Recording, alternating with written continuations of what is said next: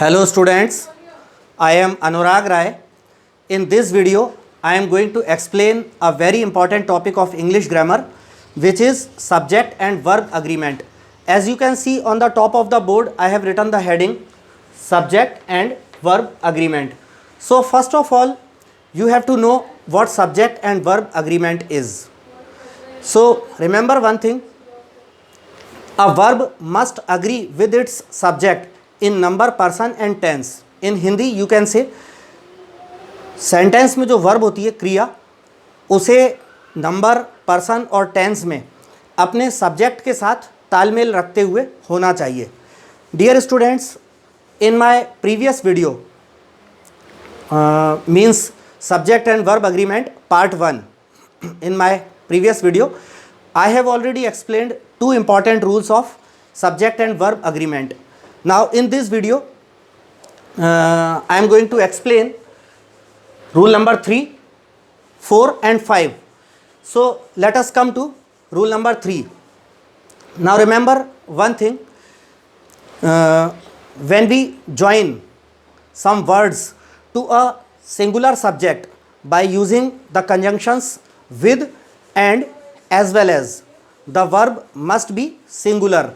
In Hindi we can say, जब हम with और as well as इन दो कंजंक्शंस की मदद से कुछ शब्दों को किसी सिंगुलर सब्जेक्ट में जोड़ते हैं तो वर्ब कैसी होना चाहिए? सिंगुलर होना चाहिए.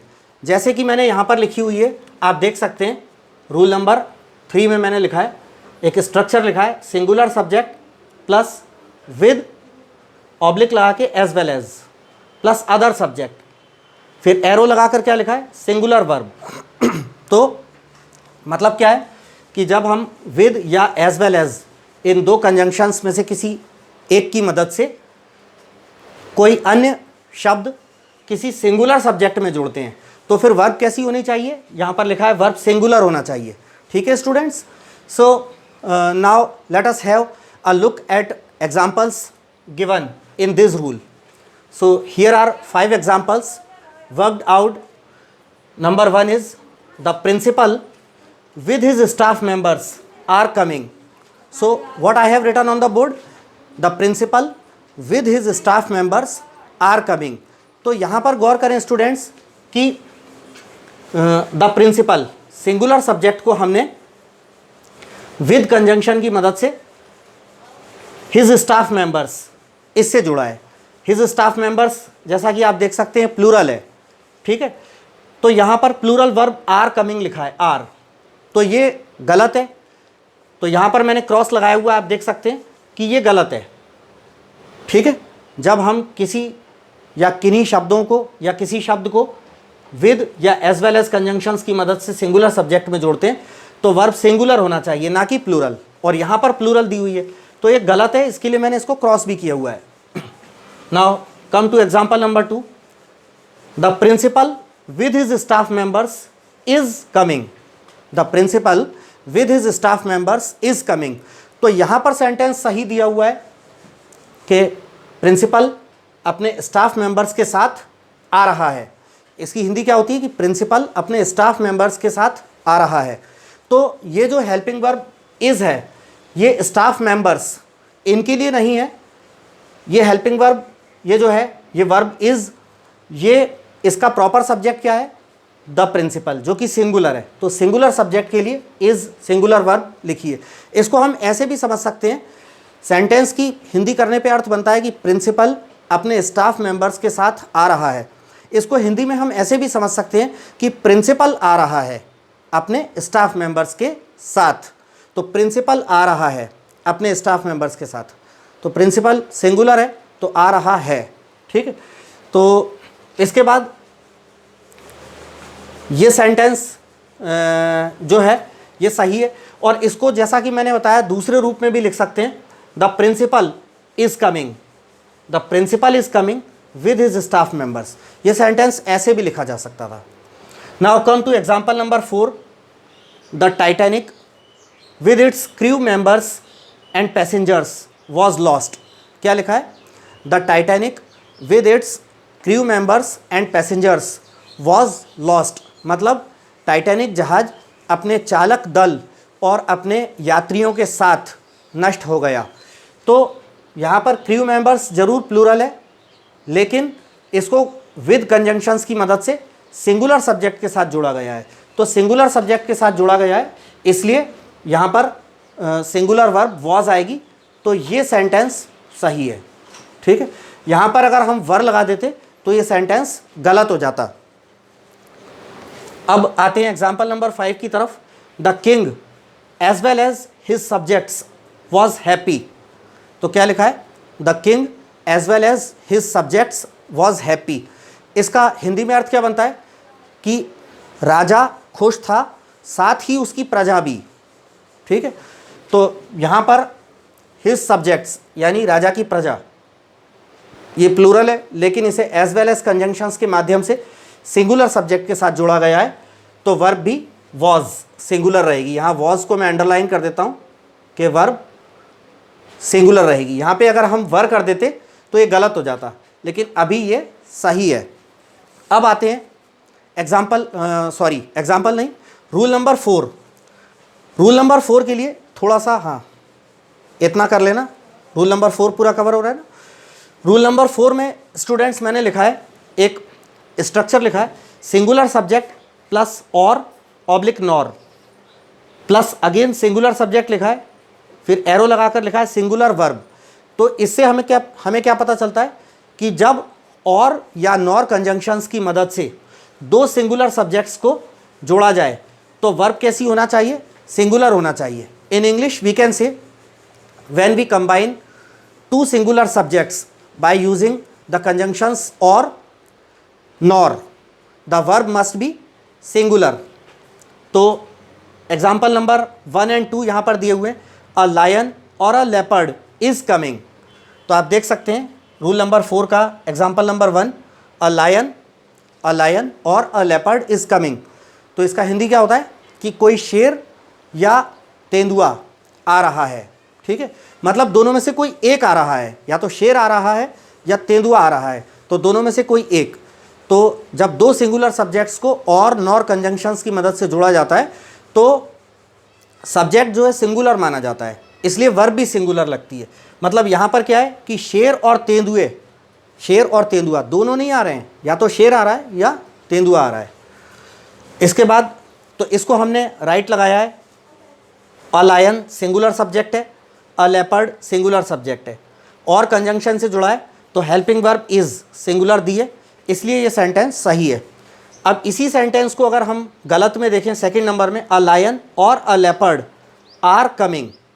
ठीक है, तो यहाँ पर हेल्पिंग वर्ब, ये वर्ब जो दी है, हेल्पिंग वर्ब और मेन वर्ब, हेल्पिंग वर्ब भी कभी कभी मेन वर्ब के रूप में मानी जाती है, यहाँ पर ये मेन वर्ब ही है। ठीक है, तो अ लायन और अ लेपर्ड आर कमिंग। तो इसका क्या अर्थ हो गया कि कोई शेर या तेंदुआ आ रहे हैं। तो ये गलत हो गया, क्योंकि दोनों में से कोई एक आ रहा है, या तो कोई शेर आ रहा है या कोई तेंदुआ आ रहा है। तो इसके अंदर रूल नंबर 4 के एग्जाम्पल नंबर 2 में मेन वर्ब आर, जो हेल्पिंग वर्ब आर जो लिखी है, ये गलत प्रयोग की गई है, तो इसे हमने क्रॉस करा हुआ है, ये गलत है। अब यहाँ पर एक नोट ध्यान रखिएगा students. when one of the subjects joined by using conjunction or nor is plural, then verb must be plural, and the plural subject is put near the verb. In Hindi we can say कि जब और या nor conjunctions से दो subjects को जोड़ा जाए और उन दोनों सब्जेक्ट्स में से कोई एक सब्जेक्ट प्लूरल हो, तब उस स्थिति में क्या होता है? प्लूरल वर्ब का प्रयोग किया जाता है और प्लूरल सब्जेक्ट को उस प्लूरल वर्ब के पास रखा जाता है। तो यहाँ पर आप देख सकते हैं एग्जाम्पल नंबर 3 में, नोट के एग्जाम्पल नंबर 3 में, ही और हिज फैमिली मेंबर्स। तो यहाँ पर ही तो सिंगुलर है, लेकिन और के साथ हिज फैमिली मेंबर्स, तो हिज फैमिली मेंबर्स प्लूरल है। हैव डन दिस, ही और his family members have done this. इसका मतलब है कि उसने या उसके परिवार के सदस्यों ने यह किया है। तो यहाँ पे हैव दिया है, ये हैव जो है ये हमारा प्लूरल आया है, ठीक है। तो ये सेंटेंस हमारा सही है। लेकिन इसी सेंटेंस को अगर हम ऐसे करते, एग्जाम्पल नंबर 4 में जो दिया है, हिज फैमिली मेम्बर्स और ही हैज़ डन दिस, तो ये गलत हो जाता, क्योंकि ही सिंगुलर है और ही को हिज फैमिली मेम्बर्स और ही हैज़ डन दिस। तो इन दोनों में से क्या हो रहा है स्टूडेंट्स, ही सिंगुलर है लेकिन ये हिज फैमिली मेम्बर्स ये प्लूरल है, ठीक है। और से जुड़ा गया है इनको, दोनों में से एक ही तो सिंगुलर है लेकिन हिज फैमिली मेम्बर्स प्लूरल है। तो वर्ब हमारी प्लूरल आना चाहिए थी और उस प्लूरल वर्ब के बिल्कुल पास प्लूरल सब्जेक्ट को रखना चाहिए था, जैसा कि हमने एग्जाम्पल नंबर 3 में किया था। तो ये 4 जो एग्जाम्पल नंबर 4 है इस टाइप से भी नहीं हो सकता। और एग्जाम्पल नंबर 5 को देखें, हिज फैमिली मेम्बर्स और ही हैव डन दिस, तो ये भी गलत तरीके से लिखा गया है क्योंकि ही के बाद प्लूरल आया है हैव, ठीक है। तो हैव से तुरंत पहले हिज फैमिली मेम्बर्स को आना चाहिए था, ही को आगे जाना चाहिए था, जैसा कि एग्जाम्पल नंबर 3 में देख सकते हैं। तो एग्जाम्पल नंबर 3 जो है सबसे ज़्यादा सही एग्जाम्पल है और ये दोनों गलत हैं। इसके बाद now come to rule number 5। So the rule number 5 is, here I have written a structure on the board, subject plus or oblique nor plus subject plus verb. आप यहाँ देख सकते हैं सब्जेक्ट के नीचे मैंने ब्रैकेट में लिखा है पर्सन, फर्स्ट सेकंड थर्ड, मतलब ये कोई सा भी पर्सन हो सकता है, और यहाँ सब्जेक्ट ये कोई सा भी पर्सन है। फिर यहाँ पीछे आप देख सकते हैं कि ये सब्जेक्ट और वर्ब, इनको मैंने एक ब्रैकेट में बंद किया है जिसके एरो, एक ऐसा ब्रैकेट है जो एरो सब्जेक्ट को पॉइंट कर रहा है और यहाँ वर्ब को पॉइंट कर रहा है। तो you have to remember one thing, when subjects joined by the conjunction or nor are different persons, then the verb must agree with its nearest subject.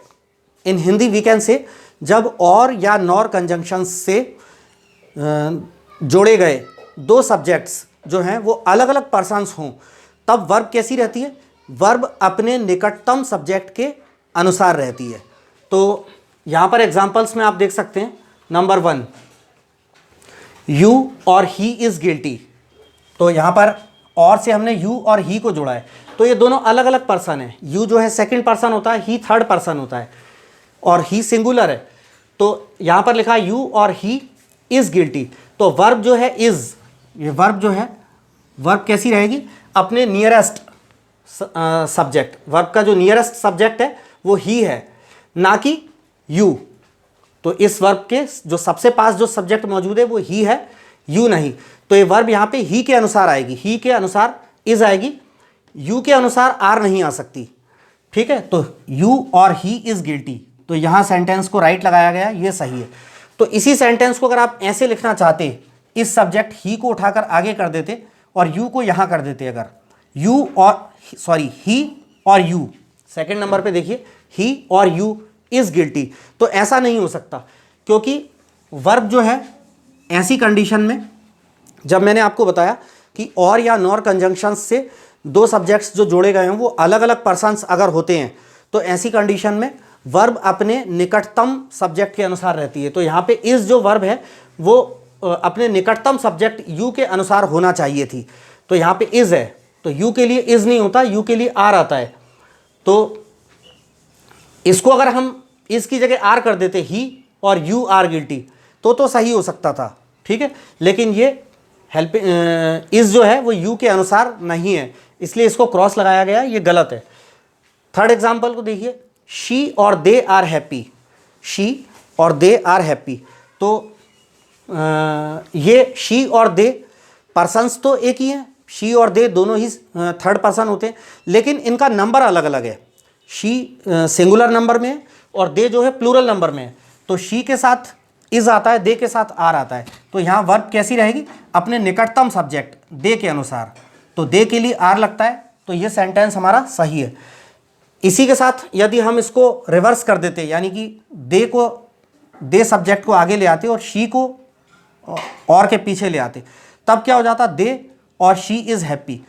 तो दे और शी इज़ हैप्पी, सॉरी ये यहाँ भी गलत कर दिया गया, ये हमारा सही होता, दे और शी इज़ हैप्पी, क्योंकि वर्ब जो है इज़ वो अपने निकटतम सब्जेक्ट शी के अनुसार है। तो ये इस वीडियो में, in this video I have explained rule number 3, 4 and 5. So the next rules will be explained to you in my next video. So students, if you like my video, please subscribe my YouTube channel Anurag Rai English Tutor. Thanks.